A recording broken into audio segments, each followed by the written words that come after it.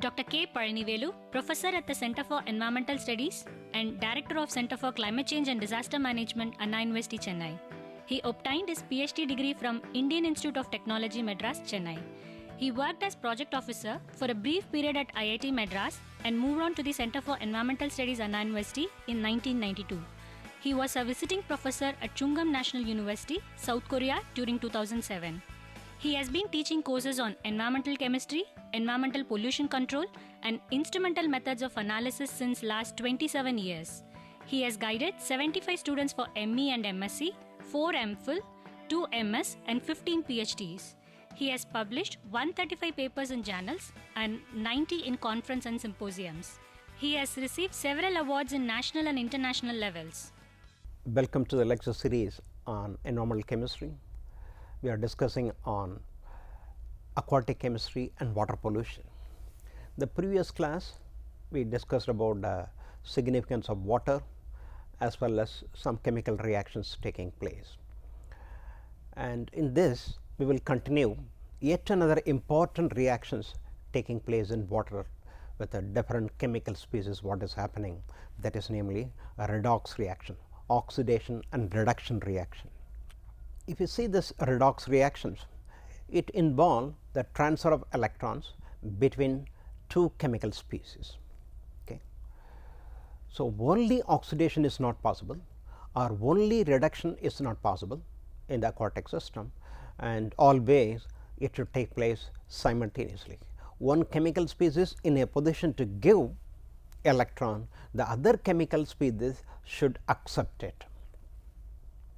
That is, oxidizing chemical species usually will give out electrons and the reducing species will take up the electrons. Okay.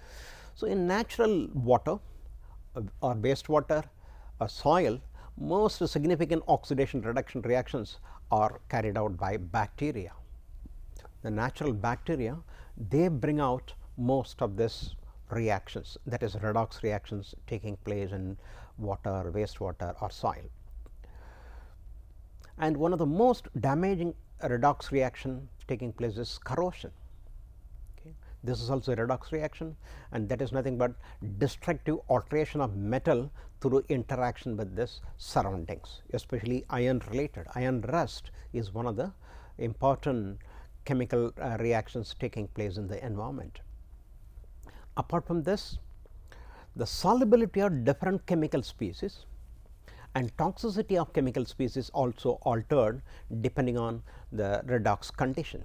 We just consider the example of iron and manganese.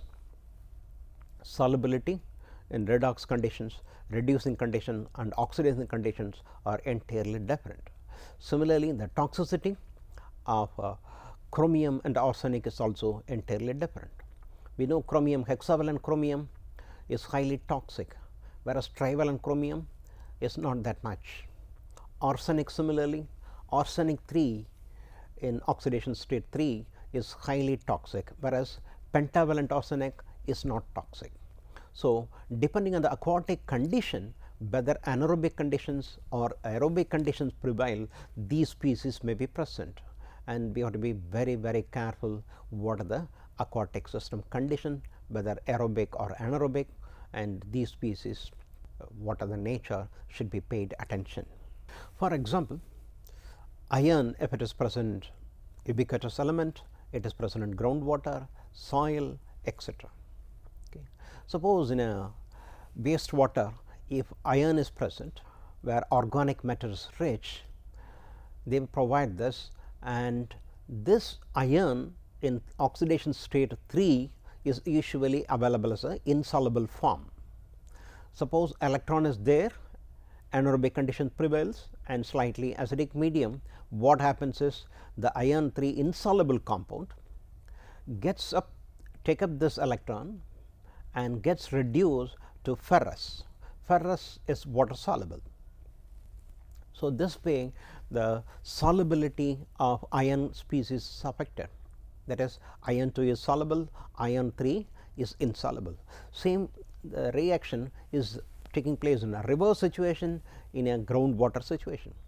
The groundwater where anaerobic condition usually prevail, we take out the water usually the ion will be colorless, and if he will be present as a ferrous soluble form, we cannot notice any change.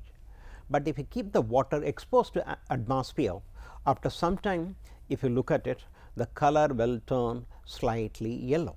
Why? The reason is the atmospheric oxygen is capable of converting or oxidizing the ferrous to ferric state. Ferric is insoluble, above pH 3 it is insoluble.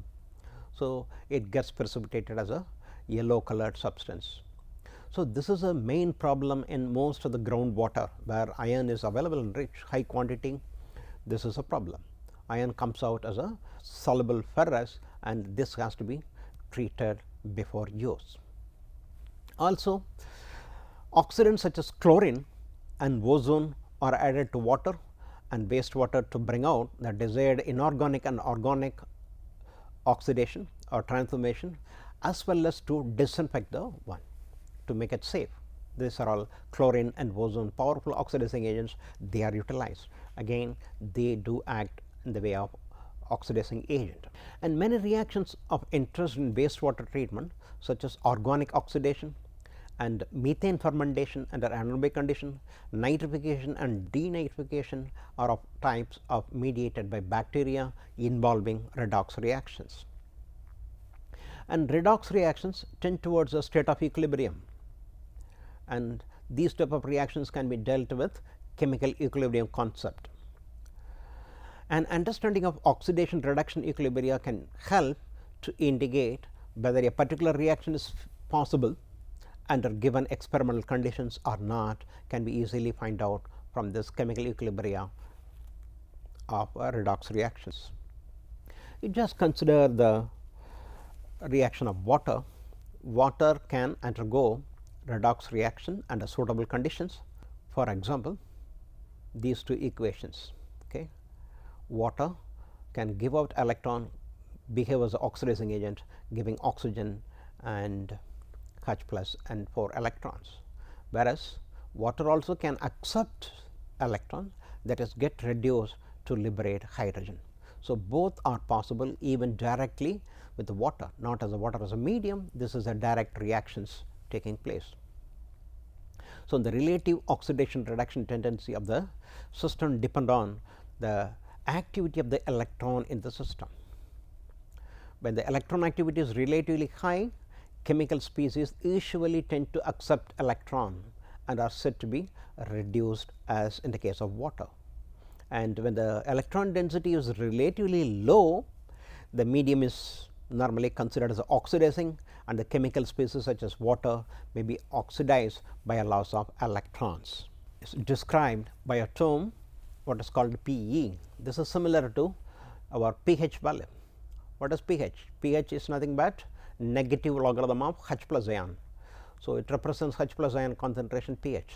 So, similarly here the Pe value represents electron activity for redox reactions.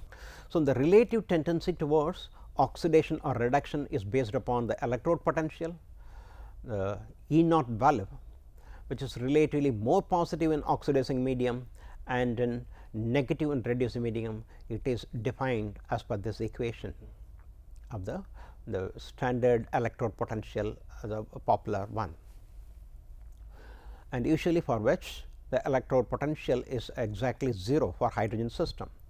If H plus, if you add electron, hydrogen is produced, and exactly in the H plus concentration is 1 molar, then the standard electrode potential for this reaction is taken as a 0, and the pressure is also maintained at 1 atmosphere. Since the electron activity in water varies over many order of magnitude, and it will be convenient to discuss oxidizing and reducing tendencies in terms of taking logarithm, converting into the logarithm similar to pH. This electron activity is represented by Pe, that is a parameter analogous to the pH, that is the electron activity of electrons in aqueous solution. This is the equation, that is Pe is equivalent to negative logarithm of activity of electron concentration. So, this equation more or less resembles pH there H plus, whereas here it is electron activity. So, this is very important for redox reactions taking place in water, and this is also given by the Nernst equation. The popular Nernst equation for electrode potential is given by this equation. The electrode potential actual value, there is a standard electrode potential for hydrogen, just now we have seen it is 1, and it is given by, that is minus R T divided by N F into ln concentration of reactants divided by the products divided by concentration, okay, of the electrochemical system. So, here in this equation N is the number of electrons involved, maybe 1 electron transfer, 2 or whatever it is. Similarly, F is a Faraday's constant, R is gas constant, T is temperature. So, at 25 degrees Celsius, if you put the standard value, these equations can be produced, and the ln can be taken as log 1. This equation will take this form. Okay. That is electrode potential equal to the standard electrode potential minus 2.303 R T divided by N of into log K. This is a equilibrium constant for the particular redox reaction. So, this equation is very popular for explaining any electrode or redox reaction, and popularly for redox reaction. This is very fundamental equation, Nernst equation. So, coming again to this P term, electron, describing about electron activity in conjunction with this Nernst equation, this equations can be modified. This P is equivalent to E divided by 2.303 R T divided by F for 1 electron, suppose, and that too at 25 degrees Celsius. This P term can be equivalent to E, that is the electrode potential of the particular redox system, divided by 0.0591, because everything is constant. R is gas constant, suppose temperature we assume 25 degrees Celsius, and F is a Faraday's activity. This is the equation, that is the electron activity is equivalent to electrode potential value of the particular system divided by 0.0591. And the very usefulness of this P diagram in conjunction with the pH diagram is very useful to explain the various chemical species present in the environmental system. Okay. This is popularly known as P-pH diagram or Hoback diagram, which is very useful to explain what are the species available in the aquatic system. Just by measuring the pH value and electron activity value, we can predict what could be the species present. The nature of the chemical species in water is a function of these both this parameter, that is oxidation reduction reaction in aqueous system, usually quite complex. Okay. So, to make it a simplified one, graphical approaches are used to reduce the complexity and illustrate the significant factors involved in a particular system. Just I will explain with the two cases how this system can be explained. You just consider the iron, taking iron as a species. Iron can exist in the aquatic system in two species, mainly ferrous, ferric, soluble, insoluble form. Okay. So, the y axis is the electron activity, and x axis the pH value of the system. Just by measuring the pH and Pe, what could be the ion species present can be very easily explained based on this. You just consider the top portion, it is anaerobic conditions, I am sorry, aerobic condition, plenty of oxygen will be available. In the bottom part, hydrogen, reducing atmosphere will be present, and intermediate transition zone. And at low pH conditions, you just see this iron will be present, ferric, this is ferrous. At low pH, up to this point pH 3, Fe 3 plus will be present.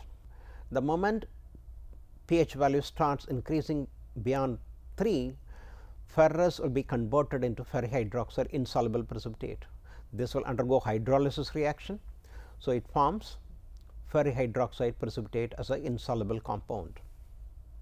Suppose if ferrous is present, Fe 2 plus, this is soluble up to pH below 9.8 or something, it will be present as a ferrous, and only after this pH it will be precipitated as a green color ferrous hydroxide precipitate, whereas the precipitate color of this one ferric is yellow or brown, whereas ferrous, by this color we can distinguish whether it is ferrous precipitate or ferric precipitate.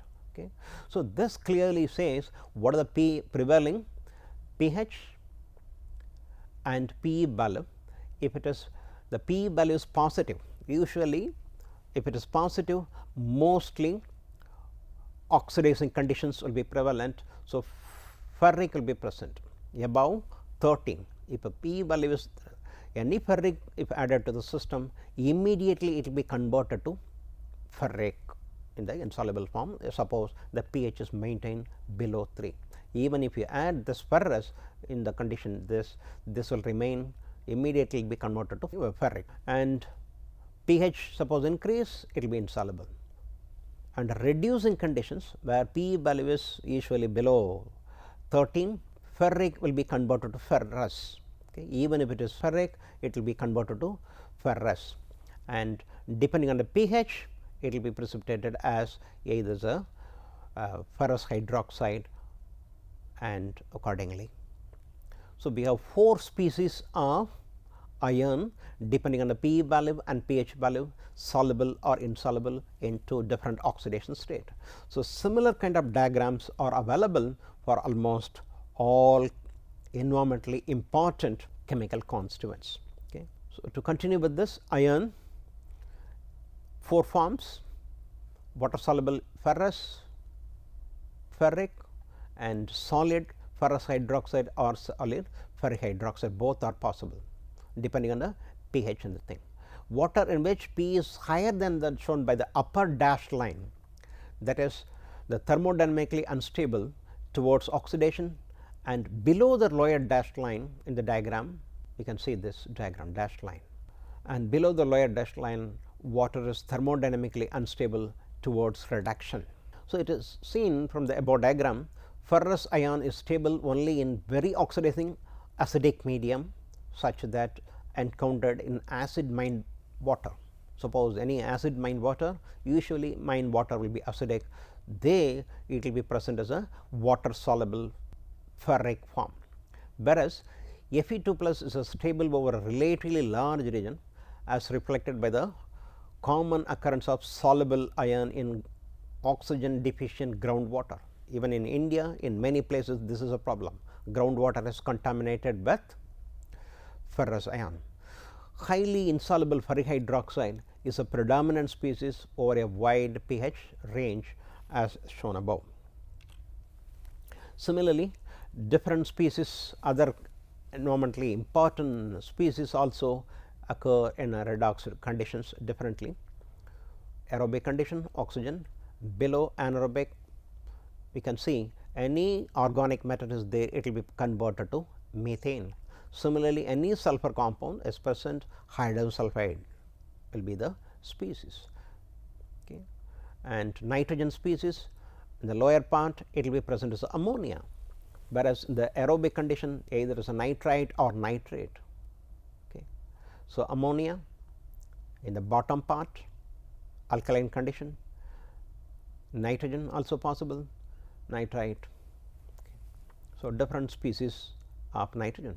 Similarly, aerobic conditions, your sulfur compound will be oxidized to sulfate, even carbon will be present as a carbon dioxide. So, it depends on what are the species and the prevailing pH, P value and pH value. So, like this, for any environmentally important species, very easily we can identify what are the likely compounds. So, such type of bottom portion, if hydrogen sulfide is there, any metal ion which will form sulfide precipitate like mercury, iron, everything will be available as a sediment insoluble part as a metal sulfide. And the activity of the electron is to express the degree to which an aquatic medium is oxidizing or reducing, very useful in this way. And water with high electron activity, such as that the anaerobic digester of a sewage treatment plant is said to be a reducing one. The above diagram You can see here methane will be present. So, you have to create a condition electron rich, that is important. If such type of anaerobic conditions, definitely methane, your organic materials, everything is there, the anaerobic digester, they will be very easily converted into methane. And water with low H plus ion activity, high concentration of hydroxide is present, such as normally encountered in landfill leachate contaminated with based sodium hydroxide. It will be usually basic, whereas water with a low electron activity, that is highly chlorinated water, for example, is said to be oxidizing in nature. So, we have a strong reducing condition in an anaerobic digester that is responsible for the conversion, and similarly in a strong oxidizing agent, your organic compound will be converted to carbon dioxide. Not only this, especially if you use chlorinated water, again acts as a oxidizing agent, convert all our species also into the highly oxidized form. So, this is very very important. We can create a condition like this, create an anaerobic condition, no oxygen, make it anaerobic, whereas if you want to destroy the species, go for oxidizing agents like this. You just consider a body of water, and where it is stratified, you have different strata normally encountered in the aquatic system, and predominance of various chemical species in a stratified body of water that has high oxygen concentration, that is oxidizing, and normally indicated by high P value. The redox potential value will be plus value, and this is nearly the surface of the water body. And a low oxygen concentration normally will be encountered, usually in the condition will be reducing and indicated by low P, that is usually negative P value, and that is normally occurs near the bottom of this sediment part. And look at this diagram.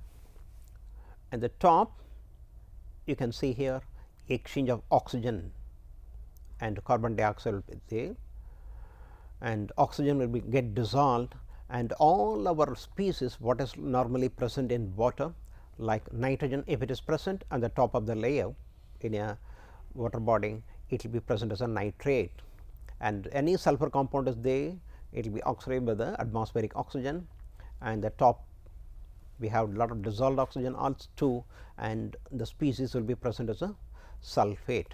Same thing with the compounds like the iron and manganese, they have a similar chemistry, and both will exist in different oxidation state.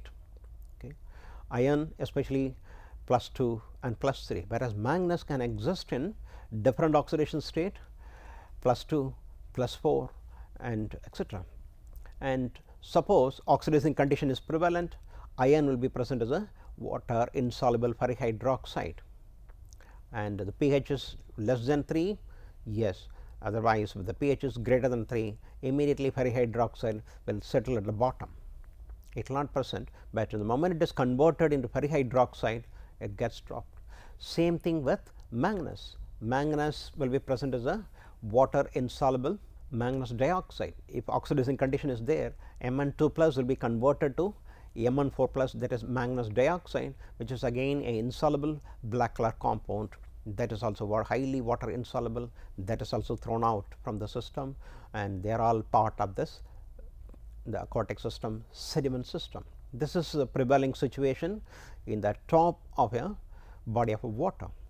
And at the same time, if you look at the bottom part of this stratified body of the water, where usually in the bottom part reducing atmosphere will be present, and your sulfur will be present as a sulphide, hydrogen sulphide. If any carbon is there, that will be converted to carbon dioxide. Similarly, same thing with the nitrogen, it will be present as a ammonia. So, all your carbon, sulfur, nitrogen, everything is available in the reduced form. And same thing with ferric and manganese, they will be, because of the low level of oxygen available, no oxygen, your iron will be present as a ferrous and manganese 2 plus, both are soluble. they will be present in the aquatic system, but the moment somehow it comes to the top, it will be thrown out as a insoluble compound of this ferric hydroxide or manganese hydroxide. So, depending on not only these species, other species also they encounter all these type of reactions, and many heavy metal in combination with already what we discussed with the KSP value, we have discussed about most of the compounds in aquatic system may be precipitated as their hydroxide or carbonate or sulphide, and the top if carbonate is more or hydroxide is more, all your compounds may be precipitated like this ion and thrown out as a sediment. And if reducing condition is prevalent, even there is a possibility of conversion of metal reaction with hydrogen sulphide, all this metal may be thrown out as the metal sulphide. So, the sediment formation clearly indicates whether aerobic conditions or anaerobic conditions prevailing in the particular body of the water. And most of the river system nowadays is said to be polluted, the same problem is encountered. Lot of sediment formation because of this all this heavy metal and other thing. There is a species conversion depending on the pH, redox condition, and as well as complexing ability, they will be present as a either mostly soluble compound or insoluble compound. So, to sum up, the oxidation reduction reactions is very important in the aquatic system. The species nature, whether it is a simple metal ion or other species, there is a possibility of getting converted into one another form. For example, as I told you, carbon, nitrogen and sulfur enter aerobic condition, they will be present as a carbon dioxide or sulphate or nitrate, whereas the same species under reducing condition in a particular aquatic system, they will be present as a sulphide or methane or ammonia, that is possible. Same thing with metal ions like iron and manganese, and many other reactions also taking place depending on the species, and pH also very important in bring out this redox reaction. So, for any aquatic system, if you measure pH values, pH diagram, with the help of this we can predict. Lot of computer models are available nowadays to predict just by monitoring the pH value and oxidation reduction potential value. You can plot it and find what are the chemical species usually present in the system, and many of the fat of the chemical or chemical constituent is determined by this redox chemistry taking place in the very important reactions. With this, we will close this session on redox chemistry. Thank you.